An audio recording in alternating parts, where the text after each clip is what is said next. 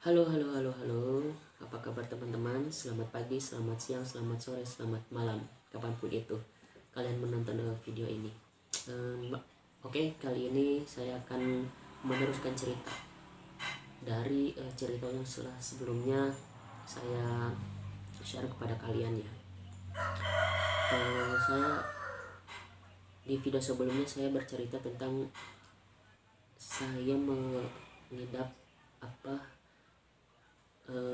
low vision akibat glaukoma, dan sekarang saya ingin bercerita tentang glaukomanya itu sendiri. Sebenarnya apa sih itu glaukoma itu? Sebenarnya kalian bisa googling langsung ya, cek sendiri, mencari info-info gitu sendiri. Tapi di sini saya ingin bercerita sesuai dengan pengalaman yang saya alami gitu. Saya sebagai pengidap low vision akibat glaukoma itu sendiri. Jadi begini, tahun 2011 waktu itu saya sedang KKN ya di daerah Sukabumi, yang harusnya 2 bulan KKN itu saya hanya kuat 1 bulan. Kenapa? Karena waktu itu mata saya sudah tidak kuat lagi untuk bisa melihat dan melakukan aktivitas, apalagi di malam hari ya. Pas waktu itu sampai-sampai teman saya harus menuntun saya gitu ketika keluar malam atau melakukan kegiatan malam gitu. Tentunya mereka baik. Terima kasih tim KKN Ciburial Sukabumi. Terima kasih. Lalu pulanglah saya ke rumah ya di Tasikmalaya. Besoknya atau 2 hari kemudian saya bersama bapak pergi ke salah satu dokter mata di Tasikmalaya ya. Nah di sana wah kacau balau gitu. Maksud kacau balau itu adalah perasaan saya tuh hancur berantakan. Karena kenapa? Ya saat itu saya diponis low vision. Karena vonis dari dokter yang saya datangi itu seperti ini. Beliau berbicara seperti ini, "Pak, saraf mata anak Bapak ini sudah rusak. Jadi meski bagaimanapun ini tidak bisa diobati. Meski Bapak mengobatinya atau membawa anak Bapak ke luar negeri sekalipun, ke Singapura, ke Jerman, ke Amerika sekalipun, mata Bapak, penglihatan anak Bapak tidak akan kembali normal." Wah, di sana air mata saya langsung bercucuran ya. Saya nangis, saya nggak kuat karena dalam pikiran saya wah udah gelap, wah udah selesai hidup saya, wah udah saya tidak punya harapan, wah masa depan saya suram. Pokoknya yang ada dalam hati dan pikiran saya saat itu langsung seperti itu gitu. Karena memang ya dokternya berkata seperti itu gitu. Jadi wah saya langsung drop, langsung down saat itu, tidak berhenti. Sampai pulang dari dokter pun, pulang ke rumah itu saya nggak berhenti menangis di atas motor ketika diantar sama bapak itu. Sampai pulang ke rumah saya sudah nggak kuat, saya ambruk ketika ketika baru sampai di pintu masuk rumah gitu. Saya ambruk, nangisnya. Untung ada ibu ya, saya menyebutnya emak waktu itu, yang sekarang sudah almarhum, sekarang. Saya langsung dipeluk gitu, dibangunkan dari ambruk saya. Kemudian ibu memeluk saya dengan erat. Saya menangis sejadi-jadinya karena ya itu, saya masih terngiang-ngiang dengan ucapan dokter tadi gitu. Nah sudahlah, kami bingung harus seperti apa. Nah Namun setelah berkonsultasi dengan keluarga, ini harus seperti apa, dan konsultasi juga dengan kakak.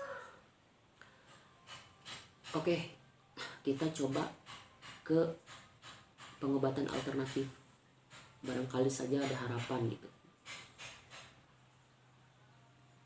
Kakak pun mencari-cari informasi gitu, pengobatan alternatif mana yang pas, cocok dan baik untuk saya gitu. Maka berselang entah beberapa minggu kemudian saya diantar dengan mak, bapak, kakak ipar, ya berangkatlah ke tempat pengobatan alternatif itu. Nah, sampai sana saya sempat dirawat sampai 2 minggu kalau nggak salah. Tapi ternyata tidak ada hasil positif, tidak ada hasil yang memuaskan gitu. Kemudian karena tidak ada hasil yang memuaskan itu, karena mata saya masih tetap aja seperti itu, seperti sebelumnya gitu. Maka kami pun memutuskan untuk kembali pulang gitu, untuk tidak dirawat lagi di sana. Kami merasa bingung, terutama saya ya, merasa bingung sekali dengan kondisi yang seperti ini gitu. Saya harus bagaimana gitu. Nah, kami berdiskusi lagi harus seperti apa. Lalu beberapa minggu kemudian, oke, kita kembali lagi ke medis. Kita cari second opinion dari dokter lain gitu.